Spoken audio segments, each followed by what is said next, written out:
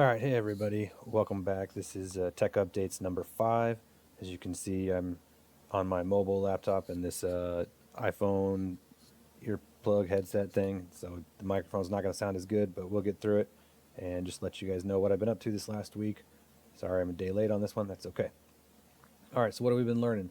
Continuing to learn MCP servers. I'll talk a little bit more about that here in a minute. And now I'm starting to learn agents and slash commands in Claude Code. For future research, I had written down to switch NVIDIA over to the DKIM package and then switch kernels and test my gaming setup. So the DKIM package for NVIDIA drivers on Linux actually lets you run whatever kernel you want. You don't have to compile the drivers for each individual kernel. And so that is useful for switching kernels and or testing and stuff. And I actually got that done. So we'll talk about that in a minute. Commands to remember. This is SSH dash uppercase D and then a port, local port. This is how you run a local web server proxy and then or a SOCKS 5 proxy over your SSH to your remote server. And then if you put a proxy server plugin on your web browser and point it to your local host on your port, you can pipe your traffic and your DNS out over your SOCKS proxy. Can come in handy sometimes. Kind of a neat old school trick. All right, improvements. I've been attempting to add DALL-E 2 or DALL-E 3 to OpenWebUI. It has been a pain to get the API working with LiteLLM into OpenWebUI. I spent probably an hour on it one night earlier this week, and then I spent an hour 10 on it today, and I finally got it working. It took me quite a while to figure it out, and I ended up just putting the API for OpenAI directly in OpenWebUI, but I still had to have these other models installed on the backend on LiteLLM. I don't know how they're referencing it, but I got it working so I can generate images in OpenWebUI. And mostly that's for setting up an account for one of my kids so they can have a ChatGPT-like interface, and I can put guardrails on it and say, hey, this is what you can chat about, what you can't chat about, and let them make some silly pictures of cats and dogs and whatever without giving them full access to ChatGPT on the web with no guardrails. And so that's kind of what I want to set it up for fun. And so I did. It just took a lot longer to troubleshoot and get it working than I thought. I fixed the Discord update bug in Arch. If you use Arch Linux, sometimes Discord, when you restart it, will say, hey, there's a new version, but the new version upstream won't have hit the repositories yet. And so if you go check the Arch wiki, there's a change you can make in the config file to fix that so you don't get locked out of Discord for a day at a time. Or you just have to wait and do a package refresh the next day. It's usually there. I did end up switching those NVIDIA drivers over to DKMS. I got the regular and Zen kernels installed. I've been running on LTS just because I was nervous about some stuff on Arch, but it's been running great. And so I've got the boot menu reconfigured, recompiled, and then I am now running the Zen kernel with the NVIDIA drivers, and my gaming actually works a little bit better.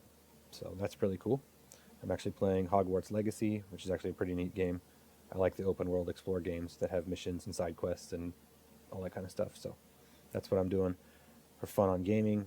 I'm also playing Red Dead Redemption 2, but I bought the Hogwarts game on sale for like $8, and I didn't want to keep waiting till I finished Red Dead 2 to play it, so I'm switching back and forth, whatever I feel like in the day. And then I also successfully wrote an MCP server to interact with my Notion workspace via API, and it has 8 tools. This was actually really cool.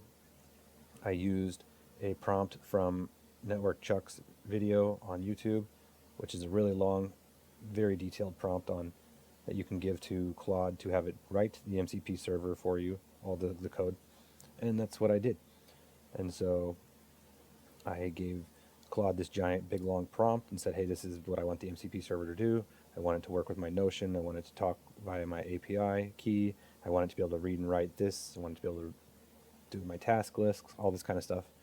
And it said, all right, here's the Docker file, here's the Python file, here's the requirements, whatever and ever. So here's all the files we wrote and built.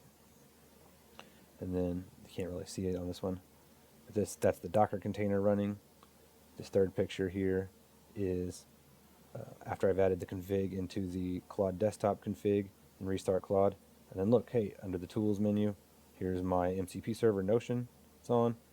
I just talk to it and say, hey, what Notion tools do you have available? It says, hey, look, I got 8 tools. I can read the database, I can search, I can create journal entries, I can add tasks, all that kind of stuff.